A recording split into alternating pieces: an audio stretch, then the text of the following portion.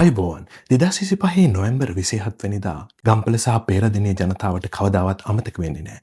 මොකද උනේ කොත්මලේ වේල්ල මුවන්දොරටු හදිසියෙම විවෘත කරනවා. රාත්‍රී 9:05ට ඒ වන විටත් දැඩි වැස්ස නිසාම වැඩියෙන් ජලය ගලපු මහවැලි ගඟට තප්පරයකට ජල ටොන් 1800කට වඩා වැඩි ප්‍රමාණයක් කොත්මලේ මහවැලි ගඟට එකතු වෙනවා. මේ නිසා මොකද වෙන්නේ? ගඟ පිටාර ගලනවා, නිවාස යට වෙනවා, සමහර අය වහලවල් මත රැඳී සිටිනවා. අවාසනාවන්ත ලෙස සමහර අය මිය යනවා. උදාහරණයක් විදිහට උඩ තට්ටුවට ගිහින් ෆෑන් එකේ එල්ලිලා බේරෙන්න බැරි වෙච්ච එක ගෙදරක 4 දෙනෙක් මිය යනවා. අවුරුදු 15ක ළමයෙක් විතරක් වහලේ කඩාගෙන ඔළුවෙන් එළියට එනවා. ඒත් මේ ගම් වතුර ඇත්තටම වළක්වන්න බැරි වුණාද? නැත්නම් මේ ගම් වතුර නිසා සිදුවන ජීවිත හානි හා දේපල හානි වළක්වන්න පුළුවන්කම තිබුණාද? නැත්නම් අඩු කරගන්න පුළුවන්කම තිබුණාද? මේක හැඟුම්බර මොහොතක් වුණත් අපි මේ පෙන්වන්නට යන්නේ ගණිතමය සාධක සහිතව භෞතික විද්‍යාත්මකව එහෙම නැත්නම් ඉංජිනේරු ශිල්පය ඇසුරෙන් ඇත්තටම මේ සිදුවන දේ වළක්වා ගැනීමේ හැකියාවක් තිබුණාද? එසේනම් ඔබ අදත් ප්‍රතිමාන වෙත සාදරයෙන් පිළිගන්නවා. ගම් වතුරක් ගැන කතා කරනකොට ගොඩක් වෙලාවට අහන්නේ ඒක ස්වභාවික විපතක් විදිහට. ඒත් ඉංජිනේරු විද්‍යාවේදී ගම් වතුරක් කියන්නේ විපතක් විතරක්ම නෙවෙයි. ඒක විසඳ ගන්න තියෙන ගණිත ගැටලුවක්. ඔබ දන්නවද කොත්මලේ වගේ විශාල වේල්ලක් පිටාර ගලනවා කියන එක තීරණය කරන්න වතුර පිරෙනකම්ම බලාගෙන ඉන්න අවශ්‍යම නැහැ. ඒක තීරණය කරන්න අපිට සමීකරණ කීපයක් විසඳලා හදාගන්න මොඩල් එකකින් කරන්න පුළුවන්. අද වීඩියෝන් අපි කතා කරන්න යන්නේ කොහොමද මේ ගණිතමය මොඩලය පාවිච්චි කරලා ගම් වතුර එන්න කලින් දැනගන්නේ. එහෙම නැත්නම් අපිට හැකිනම් කොහොමද මේ ගම් වතුර වළක්ව ගන්න කියලා. මේක එක්තරා ආකාරයකට ගැඹුරට යන්න පුළුවන් මාතෘකාවක් වුණත් අපි අද ඒක ටිකක් සරලව තේරුම් ගන්නට බලමු. ඒ අනුව අපි පැහැදිලි කරන්නට යන්නේ නොවැම්බර් 27 වෙනිදා වුණ ඛේද වාචකය අපිට වළක්වා ගන්න තිබුණු දෙයක්ද නැද්ද කියන එක. මුලින්ම අපි තාක්ෂණික වචන කීපයක් හඳුනා ගනිමු. MCM මිලියන් කියුබික් මීටර්ස් මිලියන ඝන මීටර්. මේ ජලාශයේ කොච්චර ධාරිතාවක් තියෙනවද කියලා මනින එක. MSL mean sea level මුහුදු මට්ටමේ ඉඳන් මධ්‍යම වශයෙන් කොච්චර උසකින්ද තියෙන්නේ කියන එක. තප්පරයට ඝන මීටර් කියුබික් මීටර්ස් per second. මේකේ මනින්නේ ජලය කොච්චර වේගෙන් ජලාශයට එනවද එහෙම නැත්නම් ජලය කොච්චර වේගෙන් ජලාශයෙන් පිට වෙනවද කියන එක. ඊළඟට FSL full supply level පූර්ණ සැපයුම් මට්ටම. ජලාශයේ උපරිම ආරක්ෂිත මට්ටම. මෙතනින් එහාට ජලය පුරවන්නේ නැහැ. සාමාන්‍යයෙන් ජලාශ සකස් කරලා තියෙන්නේ මේ මට්ටමට ආපුවම ස්වයංක්‍රීයවම වාන්දරට ඇරෙන්න. මේවර කොත්මලේ ජලාශයේදී නම් මේ මට්ටමට ලං වෙනකොට මැනුවලි ඒ කියන්නේ ස්වයංක්‍රීයව නෙවෙයි පුද්ගල මැදිහත් වීමක් ඇතුව මේ වාන්දරට විවෘත කර බවක් තමයි අපිට දැනගන්නට ලැබුණේ. නොවැම්බර් 27 වෙනිදා උදේ 9 වෙනකොට තිබ්බ ජල මට්ටම 692ක් විතර. ස්ටෝරේජ් එක 114ක් විතර. ඒ වෙලාවේ ජලාශයට ආවා ඒ කියන්නේ ඉන්ෆ්ලෝ එක තිබ්බේ 425ක් විතර. 703 තමයි උපරිම කොත්මලේ වේල්ල ආරක්ෂා සහිතව පවත්වා ගනිමින් උපරිම ජල මට්ටම තියාගන්න පුළුවන්. ඒ කියන්නේ FSL එක. මේ ඉන්ෆ්ලෝ අගයන් වැඩි වෙන ආකාරය දැක්කාම ඔබට දකින්න පුළුවන් ලොකු වෙනසක් තියෙනවා කියලා. මේක පැයකට ඇවරේජ් වෙලා තමා මෙතන දක්වලා තියෙන්නේ. නමුත් අපි ඉතා කුඩා කාලයකට බැලුවොත් විනාඩි 15කට විතර මේ වැඩි වෙන ඉන්ෆ්ලෝ එක වැඩි වෙන ප්‍රමාණය ඊට වඩා වැඩි වෙන්නට පුළුවන්. ඔබ දන්නවා වැඩි කාලයකදී බලද්දී ඒක ඇවරේජ් අවුට් වෙනවා. 12:45 එකත් අතර පමණ තප්පරයට ඝන මීටර් 3000ක පමණ ඉන්ෆ්ලෝ එකකුත් ආව බව අපිට දක්නට ලැබෙනවා. අනිත් කාරණේ තමයි මේ දත්ත ඉන්ෆ්ලෝ එක කොච්චර හරිද කියන එක පබ්ලිකලි අවේලබල් දෙයක් නෙවෙයි. නමුත් අපිට බැක් කැල්කියුලේට් කරන්න පුළුවන් ජලාශයේ මට්ටම වැඩි වෙන එක අනුව. ඒ වගේම ඔබ දකින්න ඇති මහවැලියෙන් කියනවා ඔවුන් දැකපු විශාලම ජල ප්‍රමාණය ඒ කියන්නේ තප්පරයට 2700ක් විතර ඉන්ෆ්ලෝ එකක් එක්තරා අවස්ථාවකදී ආවා කියලා. නමුත් අපි හරියටම දන්නේ ඒ කුමන කාල පරතරයකද ඒ ගණනය කිරීම කරේ කියලා. ඒ නිසා මේක කොයිතරම් විශාල එකක්ද එහෙම නැත්නම් මීට කලින් අතීතයේ මීට වඩා මෙච්චර වේගයෙන් ජල ඉන්ෆ්ලෝ වෙලා නැද්ද කියන එක තහවුරු කරන්න විදිහක් නැහැ. නමුත් බොහෝ අය කියනවා මේ වගේ ප්‍රමාණයක් එක දවසකට වැඩි වෙන බවක් මෑත කාලේ දැකලා නැහැ කියලා.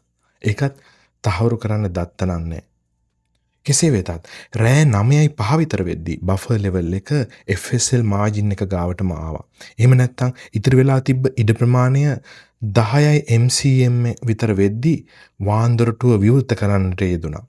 ඒ රාත්‍රී 9:05ට මේ තියෙන්නේ ඒ වාන්දොරටුව විවෘත කරපු ආකාරය. මුලින් අඩුවෙන් පටන් ගත්තට ඉතාමත් ඉක්මනින් 10:50 විතර වෙද්දී උපරිම තප්පරයට ගාන මීටර් 1812ක් කියන පමණ ප්‍රමාණයක් එළියට දැම්මා. ඒ කියන්නේ Qmax එක 1812ක අතිවිශාල ප්‍රමාණයක් ඩිස්චාර්ජ් කරන්නට උනා. මේක මේ 1812 කියන්නේ තප්පරයට ඝන මීටර වගේම තව විදිහකින් අපිට කියන්න පුළුවන් මෙට්‍රික් ටන් 1812ක් පමණ අතිවිශාල ජලයක් එළියට දැම්මා කියලා. 9:05 ඉඳලා ඉතාමත් ඉක්මනින් ස්ටෙප් බයි ස්ටෙප් වැඩි කරපු ගේට් වල විවෘත කිරීම ඉන්පසුව ටිකින් ටික අඩු කරන්නට පටන් ගත්තා. උදේ 6 වන විට මේ ප්‍රමාණය 369ක් පමණ තප්පරයට ඝන මීටර දක්වා අඩු වෙලා තිබුණා. ඒ කියන්නේ මේ වෙනකොට විශාල ප්‍රමාණයක් ජලය පිට වෙලා ඉවරයි. මේ සියල්ල අපි ප්‍රස්ථාරයක ඇන්දොත් සම්පූර්ණ සිදුවීම් මේ කාල රේඛාවේ දැක්වුවාම ඔබට දකින්න පුළුවන්. කොළ පාට තියෙන්නේ ඉන්ෆ්ලෝ ටික. එතකොට නිල් පාටින් තියෙන්නේ ජලාශය මට්ටම. රතු පාටින් තියෙන්නේ වාන් දමන්න පටන් ගත්තට පස්සේ ඊටා සීග්‍රේන් වාන් දැමීම වැඩි වෙලා ගිහිල්ලා ඊට පස්සේ 6ට විතර වෙද්දී උදේ 6 විතර වෙද්දී අඩු වෙලා ගියපු හැටි. මේ කියන්නේ 28 වෙනිදා 6 විතර වෙද්දී. ඔබට දකින්න පුළුවන් රතු පාටින් තියෙන කොච්චර රේට් වැඩිවීමකින් මේ රෑම්ප් අප් වෙනවද කියලා. ඒ කියන්නේ වේගයෙන් ජලය එළියට දාන්න පටන් ගත්තද කියලා. මෙහෙම 9:05ට වතුර එළියට දාන්න පටන් ගත්තට පස්සේ පැය එකමාරකින් විතර ගම්පල වගේ දිහාකට යන්නේ ඒ කාලය ඒ පැය එකමාරක් විතර කාලයක් ගියාට පස්සේ රාත්‍රියේදීම නොදැනුවත්වම විශාල ජල පහරක් ගම්පල සහ එය පසු කරමින් ගෙලියුවේ පෙරදිනේ දක්වා පැතිරෙමින් පටන් ගත්තා. අපිට දකින්න පුළුවන් මේ කොළ පාට ඉන්ෆ්ලෝ එක ඇතුල් වීමේ රේඛාව දිහා බැලුවම උදේ 11ට තව 12ට එකට විතර ඊටා සීග්‍රයෙන් වැඩි වෙමින් පවතිනවා. මේ දක්වා තියෙන්නේ එහෙම තමයි. මෙහි කඩිරි වලින් දිගු කරලා තියෙන රේඛාවලින් ඔබට බලන්න පුළුවන් ඒක දික් කරාම මේ රේට් එකෙන් ගියපුවාම තව කොච්චර වෙලා යනවද උපරිම පිටාර මට්ටමට ළඟා වෙන්න කියලා. මෙච්චර ලොකු රේට් එකකින් වැඩි වෙන්න පටන් ගත්ත නිසා මෙච්චර වැඩි ස්ලෝප් එකක් තියෙන නිසා අපිට ගන්න පුළුවන් මේව අනතුරු සංඥා විදිහට. මේ පළවෙනි අනතුරු සංඥාව අපිට දකින්න පුළුවන් 10:11 අතර උදේ මේ 27 වෙනිදා උදේ 10:11 අතර වෙලාවේදී. අපිට ඊළඟ දෙවෙනි අනතුරු සංඥාව දකින්න පුළුවන් 12:45 එක විතර වෙලාවේදී දවල්. ඒ වෙලාවේ තප්පරයට ඝන මීටර 556ක විතර වැඩිවීමක් පෙන්눔 කරනවා. මේ කියන්නේ එන රේට් එක නෙවෙයි රේට් එක එන එක වැඩි වෙනවා තප්පරයට 500 ඝන මීටර 556ක් පමණ ප්‍රමාණයක. මේ කියන්නේ වැඩිවීමේ ශීඝ්‍රතාවය වැඩි වෙනවා. දෙවෙනි අවස්ථාවක් තියෙනවා 3:00ට විතරත් මේ වගේ ඊ타මාත්ම ශීඝ්‍ර විදිහට වැඩි වෙන අවස්ථාවක් අපිට දකින්න පුළුවන්. ඉතින් මේ අවස්ථා තුනේදීම පෙනෙන්නේ මේ වෙලාවේ කොත්මලේ ජලාශය ඊටා ශීඝ්‍රයෙන් වැඩි වෙමින් තියෙනවා කියලා. මේ අවස්ථාවේ ක්‍රියාත්මක වෙන්න තිබ්බා. අර බෆර් එක අඩු වෙනවා. බෆර් එකක් තිබ්බා උදේ 9 විතර වෙද්දී 56 MCM වගේ අගයක. ඉතින් මේක සීග්‍රයෙන් බෆර් එක අඩු වෙනවා. තව වතුර එනකොට ජලාශය රඳවා ගැනීමේ හැකියාවක් නැති වෙනවා. ඒ කියන්නේ එනේන ජලය එළියට යවන්න වෙනවා. පළවෙනි අවස්ථාවේ ක්‍රියාත්මක වුණා නම් එහෙම නැත්නම් දෙවෙනි අවස්ථාවේ ක්‍රියාත්මක වුණා නම් ඒ බැරි වුණා නම් තුන්වෙනි අවස්ථාවේ ක්‍රියාත්මක වෙන්න තිබ්බා. මේ පළවෙනි සහ දෙවෙනි අවස්ථා දෙකේදීම බොහෝ දුරට වාන්දරට ඇරියානම් ඊටා විශාල ජල ප්‍රමාණයක් මහවැලි ගඟට එකතු නොකර ගඟට දරා ගන්න පුළුවන් ප්‍රමාණ වලින් ගම් වතුර ඇති නොවි 500ක් උපරිම 1000ක් ඝන මීටර තප්පරයට වගේ අඩු ප්‍රමාණයක් දමමින් ගම් වතුර තත්ත්වය මගහර ගන්නට අවස්ථාව තිබූ බවක් අපිට දකින්න ලැබෙනවා. ඇත්තටම මේ පළවෙනි සහ දෙවෙනි අවස්ථාවේදී අපිට ගණිතය විසින් ලීඩින් ඉන්ඩිකේටර්ස් දෙකක් පෙන්නනවා. ඒ කියන්නේ මේ සැබෑ අනතුර එන්න කලින් මෙහෙම අනතුරක් තියෙන බවක් පෙන්눔 කරනවා. උදාහරණයක් විදිහට මේ යන රේට් එකෙන් ගියා නම් තව පැය කීපයක් ඇතුළත උපරිම මට්ටමට ළඟා වෙනවා කියලා බැලූ බැල්මට පේනවා. ඉතින් මේ අවස්ථාවේ ලැබුණු අලාම් දෙකම පාවිච්චි නොකර වෙන්න පුළුවන්. මේ වෙලාවේ අපිට ක්‍රියාත්මක වෙලා වාන්දරටු කෙමෙන් විවෘත කරා නම් ජලය ටික ටික අඩු කරගත්තා නම් අපි බෆර් එක අඩු කරගන්නේ නැහැ. ඇතරම මේ බෆ එක පස්සේ වේගයෙන් එන ඉන්ෆ්ලෝ වලට ඉඩ හදලා දෙන්න තියාගන්න පුළුවන්. අපි බෆ එක සම්පූර්ණයෙන්ම පාවිච්චි කරාම තව වෙලාවකදී එන ඉන්ෆ්ලෝ කෙලින්ම එළියට දාන්න වෙනවා. නමුත් මේ ප්‍රවණතා විශ්ලේෂණයක් සිදුවන බවක් අපිට පේනෙන්නට නැහැ. අවසානයේට තුන්වෙනි අවස්ථාවේ මේ ලීඩින් ඉන්ඩිකේටර්ස් අපිට දකින්න ලැබුණා. නමුත් ඒ වෙලාවෙත් ක්‍රියාත්මක වුණු බවක් අපිට පේන්නේ නැහැ. මෙතනින් පේන්නේ මේ බෆර් එක ටික ටික අඩු වෙලා යන ආකාරය. ඉතා සීග්‍රයෙන් අඩු වෙන්න පටන් ගත්තාම අපිට හිතා ගන්න තිබ්බා. හරියට භාජනයකට වතුර පුරවලා වතුර උපරිම මට්ටමට ආවා වගේ. ඒ වෙලාවට උපරිමේ තියෙන වෙලාවට කොච්චර වතුර දැම්මත් වේගෙන් ආවත් හිමීට ආවත් ඒ එන සියල්ලම එළියට දාන්නට වෙනවා. උදේ 9ට පමණ 56.5 MCM තිබ්බ බෆර් එක හවස 6 විතර වෙද්දී 33 වගේ දක්වා අඩු වුණා. ඇත්තටම මේ වෙලාවේ ක්‍රියාත්මක වුණත් යම්කිසි ආකාරයකට ගම් වතුරක් සුළු ගම් වතුරක් ඇති වුණත් ගම් වතුරෙන් ඇතිවිය හැකි විශාලම හානිය අවම කරන්නට තිබුණා. උදාහරණයක් විදිහට 130ක පමණ ජලය අඩු වුණා නම් එහි ගම් වතුරේ බලපෑම දැනට තියෙනවට වඩා 150කින් විතර අඩු කරන්න තිබ්බා. නමුත් අවසානයේ රාත්‍රී 9 වෙනකම්ම මුළු කොත්මලේ ජලාශයේ පිරිලම යනකම් වගේ අවසාන මොහොතම වෙනකන් ඉඳලා වාන්දුරට විවෘත කරන්නට සිදු වුණ නිසා ඊටාම භයානක අවස්ථාවකට මුහුණ දෙන්න සිදු වුණා. හොඳ වෙලාවට මේ ඉන්ෆ්ලෝ එක මේ වෙනකොට ටික ටික අඩු වෙමින් පැවතුණා. FSL මට්ටමට ඒ කියන්නේ උපරිම මට්ටමට ලං වෙලා තිබ්බ වෙලාවේ වාන්දුරටුව විවෘත කරපු නිසා ඒ වෙලාවේ එන ඕනම ජල ප්‍රමාණයක් ජලාශය රඳවන්නේ නැතුව කෙලින්ම එළියට දාන්න ඕන. ඔබ දකින්න ඇති කලින් අපි දැක්කා තප්පරයට ඝන මීටර් 3000ක වගේ ඉන්ෆ්ලෝතුත් ආවා. ඒ කියන්නේ මේ වගේ ජලස්කන්ධයක් මේ වාන්දරට විවෘත කරාට පස්සේ දැම්මනම් ඒ වගේ ප්‍රමාණයක් ආවනම් ඒවත් එළියට දාන්න ඕන. 10:50ට විතර උපරිම තප්පරයට ඝන මීටර් 1800 වගේ ප්‍රමාණයක් එළියට දාපු නිසා තමයි මෙතරම් විශාල ගම් වතුරක් විශේෂයෙන් ගම්පල ප්‍රදේශයට වගේ ආවේ. නමුත් අපි කලින් දැක්කා වගේ 2000ක 3000ක වගේ ඉන්ෆ්ලෝ එකක් කොත්මලේ ජලාශයට මේ වෙලාවේ ලැබුණා නම් ගම්පල ගෙළුවේ පේරාදෙණිය වගේ ප්‍රදේශවලට වෙන විනාශය අතිවිශාලයි. එහෙමනම් දැන් තිබුණට වඩා 5-6 ගුණයක් ඊටත් වඩා වැඩියෙන් විශාල විනාශයක් සිදු වෙන්නට තිබුණා.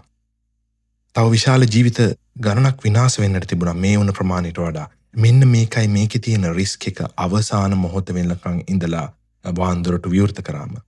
අර සමහර මිනිස්සු මම දන්න හිතවතුන් පවා බේරිලා තිබුණේ එක්ක දෙවන තට්ටුවට ගිහිල්ලා එහෙම නැත්නම් වහලවල් උඩට නැගලා. ඔවුන්ගේ පවා ජීවිත විනාශ වෙන්න අනතුරට ලක් වෙන්න නියම සෙටප් එකක් මේ වෙලාවේ නිර්මාණය වෙමින් තිබ්බා කියලා අපිට දකින්නට පුළුවන්.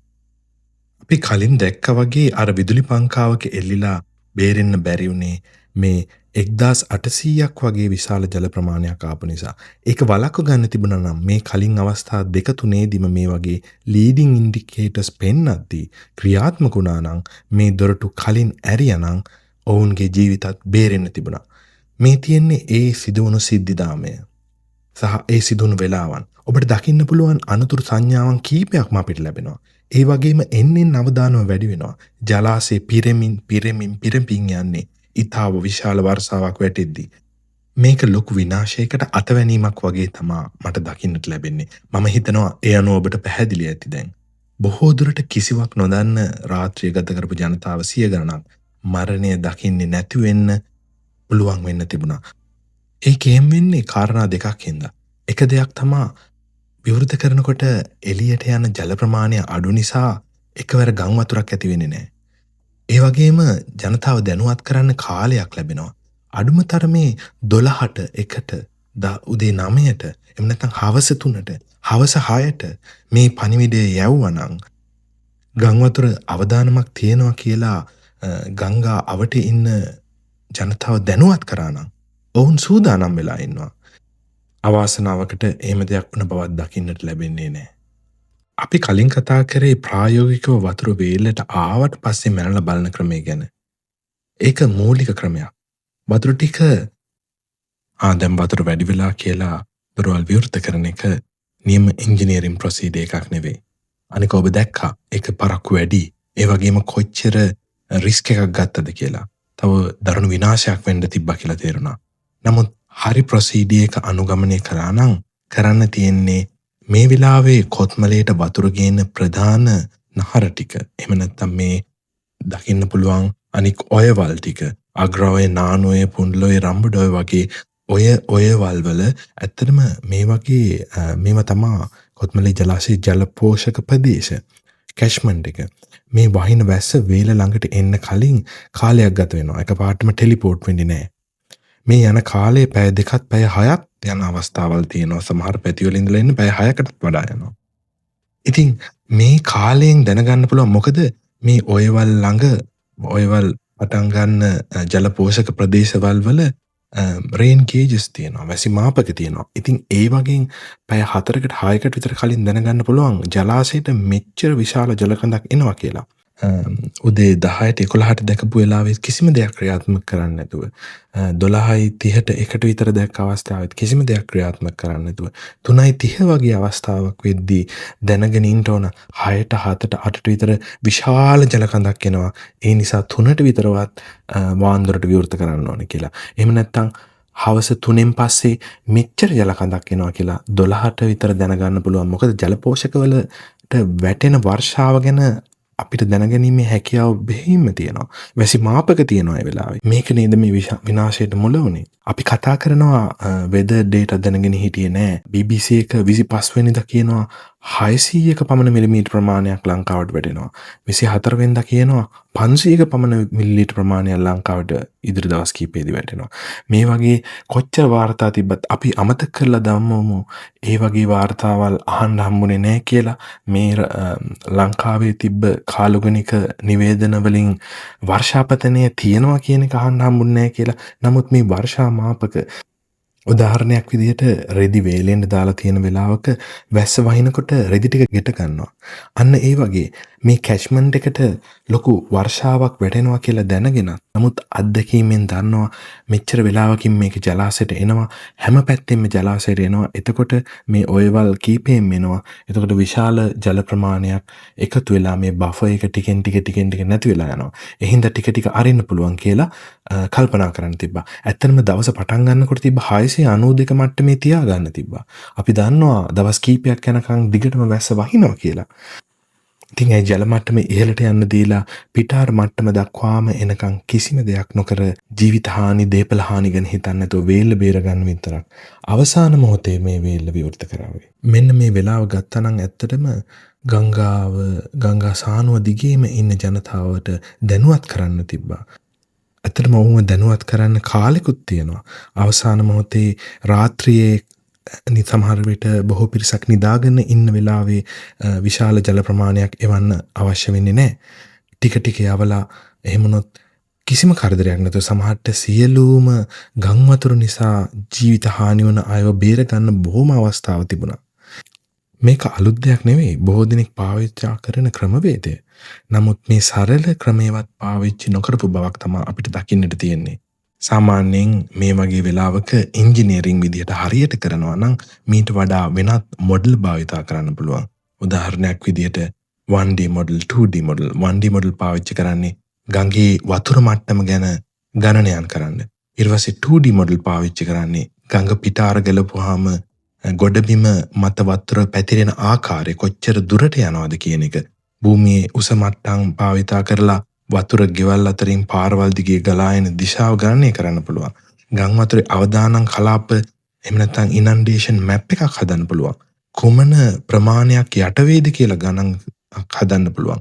අපි මෙච්චර ප්‍රමාණයක් වතුර එළියට දැම්මාම මේ වෙලාවේ මහවැලි ගඟට එකතු වෙන අනික් අතු ගංගා වලින් එන ප්‍රමාණ දැනගත්තාම ඒකට මේ වර්ෂාව අතරේ තව උපරිම වාන් දැමීමකුත් කරනකොට කොච්චර විනාශයක් වෙනවද කියන එක දල වශයෙන්වත් තේරුම් ගැනීමේ හැකියාව තියෙන්න ඕන. දැන් ඔබට බෙහෙවින්ම පැහැදිලි ඇති.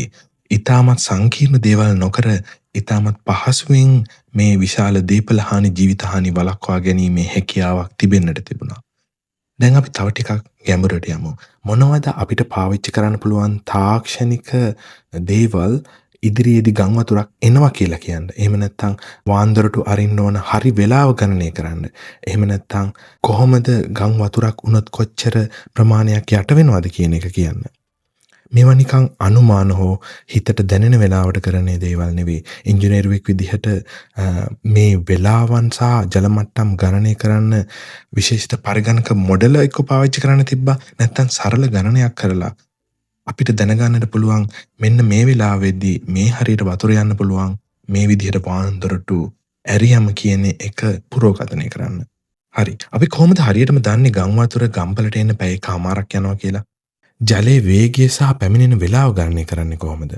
ගම් වතුරක් පහළට එන්න ගතවන කාලය ගණනය කරන්නේ දුර බෙදීම වේගය වැනි සරල සමීකරණයකින් නෙවෙයි. ඊට වඩා ටිකක් සංකීර්ණයි. ඒකට මැනින් සමීකරණය යොදා ගන්නවා. ජලයේ වේගය තීරණය කරන්නේ ගඟේ බෑවුම සහ ගඟේ පතුලේ ඇති රළු හොසුමට බව, ගල්, ගස්, වැලි ආදී අනුව. මෙහි n කියලා තියෙන්නේ රළු බව, roughness coefficient එක. ගඟේ වතුර වැඩි වෙද්දී මේ වේගය වෙනස් වෙනවා. ඊළඟට තරංග ප්‍රවේගය, එහෙම නැත්නම් සෙලිරිටි කියන එක. වැදගත්ම දේ තමයි වතුර අංශු ගලාගෙන යන වේගයට වඩා ගම් වතුරේ රැල්ල ගමන් කරන වේගය වැඩි. උදාහරණයක් විදිහට ඔබ පොලිමක ඉන්නකොට පිටුපසින් කෙනෙක් තල්ලු කළොත් ඒ තල්ලුව ඉතා ඉක්මනින් ඉදිරිපස කෙනාට දැනෙනවා. නමුත් පිටුපස හිටපු කෙනා තාම එතනමයි.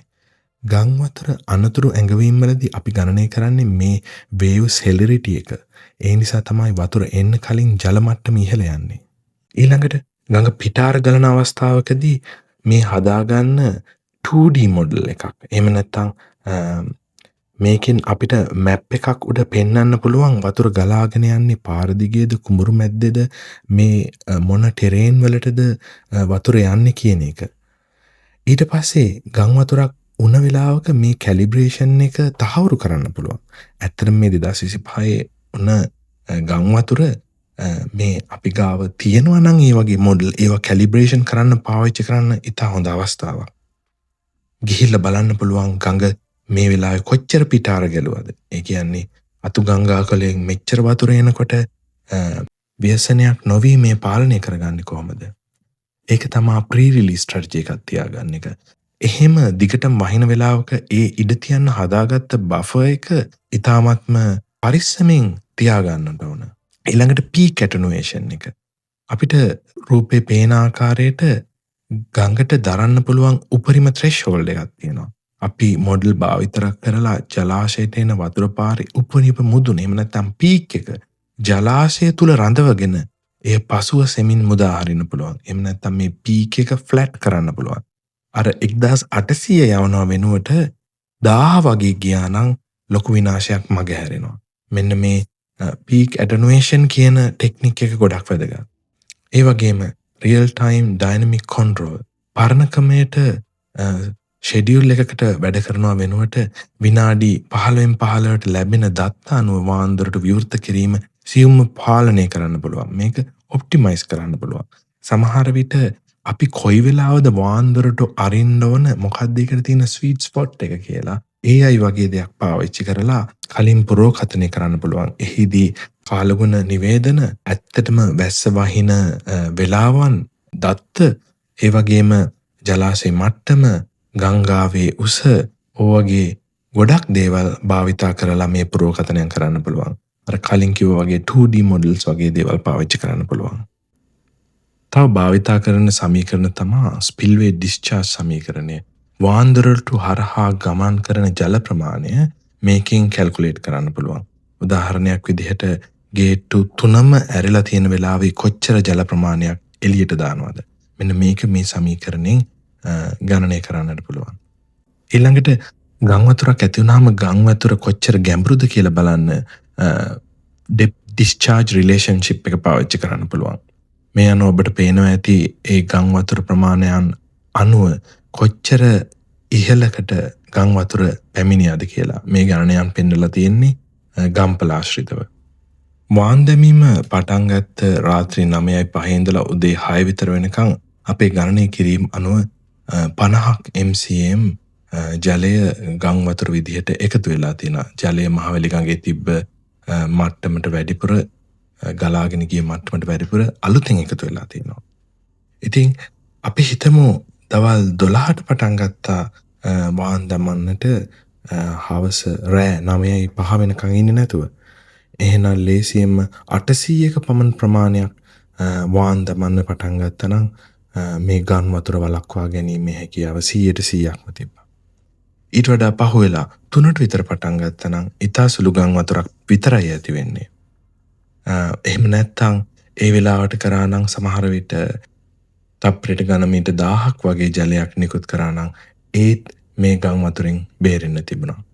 ඉතින් මේ වගේ ගණනය කිරීම කරලා මේක වළක්වාගත හැකි ගම් වතුරක්ද කියන එක ගණනය කිරීමේ හැකියාව තියෙනවා. 27 වෙනිදා උදේ කාලෙදී 9ට විතර 9ට 10ට විතර බෆර් එක තිබුණා 56.5ක් ජලාශය ඉතුරු වෙලා. නමුත් රෑ 9 ඉඳලා වාන් දැමීම තුලින් ගඟට වැඩිපුර එකතු වුණ ෆ්ලඩ් වොලියුම් එක උනේ 50ක් MCM විතර. ඩිස්චාර්ජ් ගුණේ 1812යි තප්පරයට ඝනමීටර්. ඉතින් මේ අනුව පැහැදිලි බෆර් එක ෆ්ලඩ් වොලියුම් එකට වඩා වැඩි හින්දා අනිවාර්යයෙන්ම මේ ගම් වතුර සම්පූර්ණයෙන්ම වගේ නතර කරන්නට තිබ්බා. ඇත්තටම මොකද උනේ? උදේ 9ට MSL එක 692.3.7ක් තිබ්බා. බෆර් එක 56.5යි. හවස 3:30ට විතර වගේ. ඒ වෙලාවයක් කරා නම් ඉන්ෆ්ලෝ එක තිබ්බා 1207ක් තප්පරයට ඝනමීටර්. නමුත් ඇත්තටම වාන්දුරට විවෘත කරේ 9:05ට.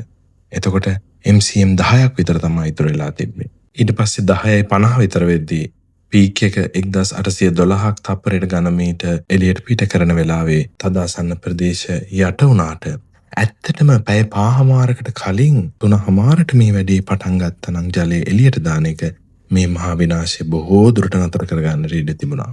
අපගේ ගණනය කිරීම වලට අනුව තප්පරයට වාන් දමන ප්‍රමාණය ඝනමීටර් 800යි නම් ගඟේ මට්ටම 0.3කින් මීටර් විතර වැඩි වෙනවා. 1200යි නම් 0.8ක් විතර වැඩි වෙනවා මීටර්. ඒ කියන්නේ ගම් වතුරක් එන්න ආසන්නයි. 1500ක් තප්පරයට ඝනමීටර් තිබුණා නම් ගඟේ මට්ටම 1.2ක් විතර වෙනවා. ඒ කියන්නේ එක්තරා ආකාරයට ගම් වතුරක් ඇති වෙන තිබ්බා. කලින් 27 වෙනිදා ඇති වුණා වගේ දරුණු එකක් නෙමෙයි. 1.5ක් විතර එදා වැඩි වෙලා තිබ්බා. ඒ කියන්නේ 1812 තප්පරයට ඝනමීටර් රිලීස් කරපු ෆ්ලඩ් එකේදී. තප්පරයට ඝනමීටර් 2300 වගේ ඉන්ෆ්ලෝ එකක් තිබ්බනම් ඒ වෙලාවේ වාන්දරට ඇරලා තිබ්බනම් ඒ 2300ම එළියට දැම්මනම් මීටර් 2ක් විතර ජල මට්ටම ඉහළ යනවා. එමනම් විනාශකාරී තත්ත්වයක් ඇති වෙනවා මේ සිද්ධ වුණාටත් වඩා. මොකද බෑක්වර්ඩ් ඉෆෙක්ට් එක නිසා ජලය තව වැඩිපුර පැතිරිලා වැඩිපුර විනාශයන් වෙන නිසා. මේකෙන් අපි පෙන්ලා දෙන්නේ එක එක තත්ත්වවලදී වාන් දමන එක පටන් ගත්තා නම් 12ට පටන් ගත්තා නම් 1යි කාලට එහෙම නැත්නම් 3යි හමාරට පටන් ගත්තා නම් එළියට දාන ජල ප්‍රමාණයේ පීක් එක තව ටිකක් ෆ්ලැට් කරන්න පුළුවන්. 12ට පටන් ගත්තාම ඔබට පේනවා නිල් පාට එක උපරිමය යන්නේ 1000ට අඩුවෙන්. 1යි කාලට පටන් ගත්තාම උපරිමය යන්නේ 1000. 3යි 30ට පටන් ගත්තාම උපරිමය යන්නේ 1200 විතර. මේ බොහෝ වෙලාවට ගම් වතුරක් නැති වෙන්නට තිබුණා. මේ තියෙන්නේ ඒ අවස්ථාවන් වලදී අපි විවිධ ප්‍රමාණයේ වලින් ප්‍රී-රිලීස් කරා නම් කලින් වාන්දරට ඇරලා තිබ්බා නම් අපිට පීක් එක තියාගන්න වෙන්නේ ඩිස්චාර්ජ් කරන උපරිම ප්‍රමාණය පාලනය කරගන්න පුළුවන් බවත් ඒ නිසා කොච්චර ප්‍රමාණයක් ගම් වතුර අඩු වෙනවද කියන එක. දවල් 27 වෙනිදා දවල් 12ට වාන්දරට ඇරලා 850 ගානේ වගේ දැම්මනම් එළියට දාන්න වෙන්නේ 23.7ක් MCM. ගම් වතුර ප්‍රමාණය 153කින් නතර කරන්න පුළුවන්. ගම් වතුරක් ඇති වෙන්නේ නැහැ. 1යි කාලට කරා නම් 145කින් ඒත් ගම් වතුරක් ඇති වෙන්නේ නැහැ. 3යි හමාරට විතර කරා නම් සුළු ගම් වතුරක් ඇති වෙනවා. 131කින් අඩු වෙනවා. ඇත්තටම මොන වෙලාවෙ ලොකු ගම් වතුරක් ඇති වුණා. කොත්මලේ වේල්ල හැදුවට පස්සේ කොත්මලේ ඩෑම් එක අවුරුදු 40ක් පුරාවට ගම්පල ගෙලියොය පේරදෙනිය දක්වා කොරිඩෝවේ විනාශකාරී ගම් වතුර නතර කරන්නට හැකියාව ලැබුණා. 1947 41 සහ 78 ඔය වගේ ගම් වතුරවල් 85 මේ කොත්මලේ ඉදිකරාට පස්සේ ඇති වුණේ නැහැ. මොකද ඔබ දැක්කාර බෆර් එක තුලින් විශාල ජල ප්‍රමාණයක් එන වෙලාවට ඒ බෆර් එක තුලින් ඒ ගම් වතුර වලක්වලා එන විශාල ජල ප්‍රමාණය කොත්මලේ ඩෑම් එක තුල රඳවගෙන මිනිසුන් ආරක්ෂා කරන්න නිහඬ ආරක්ෂකයෙක් විදියට අවුරුදු 40ක් වැඩ කරා. ගම්පල ස්ටේෂන් එකේ බිත්තියක් මත තියෙනවා ජල මට්ටම්. 1947 විශාල ජල ප්‍රමාණයක් ආපු හින්දා ඒක වෙනම කණුවක තියෙනවා. 85 මේ කොත්මලේ ඩෑම් එක හැදුවට පස්සේ කවදාවත් ගම් වතුර ආවේ නැහැ. මේ නිහඬ ආරක්ෂකයා හින්දා. මේ නිහඬ ආරක්ෂකයා හිටියත් නොවැම්බර් 27 වෙනිදා ඔන්න බෆර් එක ඔහේ පිරෙන්න ඉඩ දුන්න නිසා ජනතාව බේර ගන්න බැරි වුණා. ඒකෙන් සිය ගණනක් මරණයටපත් වුණා. ඉතින් කෙසේ නමුත් අපේ අවසාන නිගමනය තමයි මේ ඊටා පහසුවෙන් වළක්වා ගන්න සහ පාලනය කරන්න පුළුවන් වුණ ගම් වතුරක්.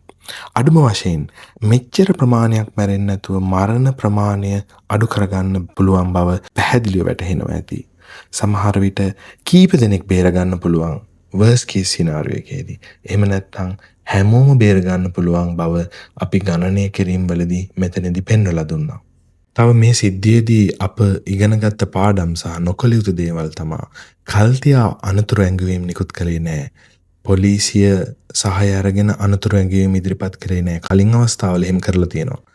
කාලගෙන දෙපාර්තමේන්තුව සම්බන්ධ කරගෙන මේ වෙලාවේ තියෙන රිස්ක් එක හරියට අවබෝධයක් ලබා ගත්තේ නැහැ. ඒ වගේම පෙර සකස් කර ඉවත් කිරීමේ සිතියම් භාවිතා කළේ නැහැ. ඔහේ රෑ 10ට 11ට විතර මිනිස්සු නිදාගෙන ඉඳිද්දී ගම් වතුරට අහු වෙලා ජීවිත විනාශ වුණා. ග්‍රාම නිලධාරී මට්ටමින් හෝ වෙනත් නිලධාරී මට්ටමින් සහභාගී වෙලා මිනිස්සුන් ඉවත් කිරීම යොමු වුණේ නැහැ. කෙටි පණිවිඩ භාවිතා කරේ නැහැ. හයිඩ්‍රොලොජිකල් මොඩල් 2D මොඩල් වගේ දේවල් පාවිච්චි කරලා මේ ප්‍රදේශ යට වෙනවා කියන එක බැලුවේ නැහැ. ඒ වගේම ආපදා කළමනාකරණ මධ්‍යස්ථානයන් ශනිකව මේ වෙලාවේ ක්‍රියාත්මක වුණේ නැහැ. ඊට කලින් කොතරම් දැනුම නොතිබුණත් මේ වෙලාවේ ගම් වතුර වෙන වෙලාවේ කරන්න පුළුවන් පියවර රාශියක් තියෙනවා. උදේ 9 ඉඳලා එහෙම නැත්නම් 12ට, හවස 3ට, හවස 6ට ක්‍රියාත්මක වෙලා යම් දේවල් කරන්නට තිබුණා මිනිසුන් ඉවත් කිරීම සඳහා. ඉමර්ජන්සි ප්ලෑන් එකක් ඉනැක්ට් කරන්න තිබ්බා. නමුත් ඒ කිසිම දෙයක් තිබ්බේ නැහැ. මෙන්න මේවා ඊළඟ අවස්ථාවකදී නොවෙන්න වග බලා ගන්න එක කාගෙත් වගකීම කියලා මම හිතනවා. ඔබට පේනවා ඇති ගම්පල දුම්රිය ස්ථානයේ ගම් වතුර මට්ටම් ලකුණු කරලා තියෙන ඒවා 47 සහ 41 ගම් වතුර ඇරුණාම මේ පාර වුණ ගම් වතුර නතර කරගන්න පුළුවන් එකක් බව. ඒ වගේම 78 ගම් වතුරත් බොහෝ දුරට වළක්ව ගන්න පුළුවන් එකක් කියලා අපේ ගණනයන් අනුව පේනවා. මොකද 78 වෙනකොට තිබ්බේ නෑ කොත්මලේ ඩෑම් එක. කොත්මලේ ඩෑම් එක තිබුණා නම් අර ආරක්ෂිත බෆර්ස් පාවිච්චි කරා නම් එදත් ගම් වතුර වළක්ව ගන්න තිබ්බා. තිබුණු සුළු ගම් වතුර වල බොහෝමයක් පාලනය කරගන්න තිබ්බා. නියම බෆර් එකක් තියාගෙන ඒ ලොකු ඉන්ෆ්ලෝස් එනකොට ඒවා ඇබ්සෝබ් කරගැනීමේ හැකියාව පාවිච්චි කරන්න. අවසාන වශයෙන් මෙය වැළැක්විය හැකිව තිබූ විවසනයක්ද? ඔව් 100%ක්ම.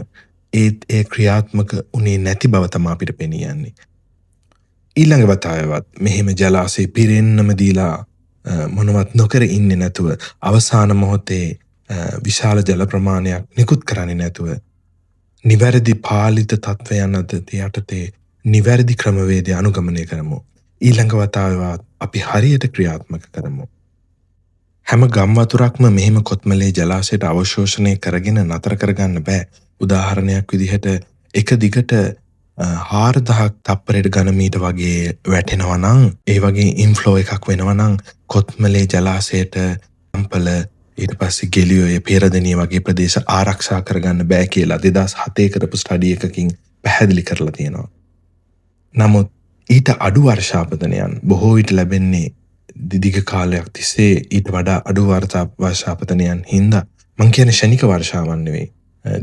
දවසක් පැය කීපයක් පැය 6කට වැඩියෙන් වගේ වැටෙන වර්ෂාවන් ගත්තාම එවැනි වර්ෂාවන් ඉතාමත් අඩු නිසා කොත්මලේ ජලාශයට බොහෝ විට කලින් අවුරුදු 40 කරා වගේ ඉදිරියටත් නිහඬ ආරක්ෂකයෙක් වෙන්න පුළුවන් වෙයි කියලා මම බොහෝ විට විශ්වාස කරනවා. මේ වැනිම තවත් විපතක් වුණොත් අපි මොකද කරන්නේ? ස්වභාවික විවසනයකින් ඉක්මනින් තීරණ අරගෙන ඉක්මනින් හරිම තීරණය අරගෙන බේරී යන්නේ කොහොමද? අන්න මේ කාරණා ටික අපිට ඉගෙන ගැනීමට ලැබෙන අවස්ථාවක් විදිහට මේ ඛේද වාචකය අපි භාවිතා කරන්නට පුළුවන්. ප්‍රතිමාන වෙත එකතු වන ඔබට බොහොම ස්තුතියි. අපි මෙවන් වීඩියෝකින් නැවතත් දවසක හමු වෙමු. ඔබට ආයුබෝවන්.